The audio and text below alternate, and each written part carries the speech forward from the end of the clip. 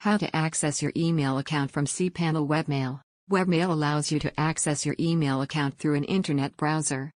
In the address bar of the internet browser, type https://example.com/webmail.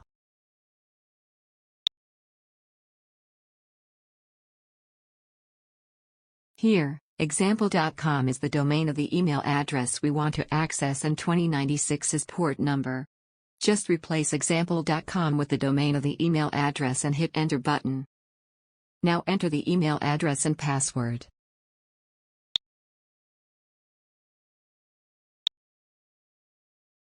Click on the Login button. You can click to check this box so that you can directly open Inbox next time when you log in. Now click on the Open button. Here you can compose and access mails, save contacts, etc. Now you know how to access your email account from cPanel Webmail.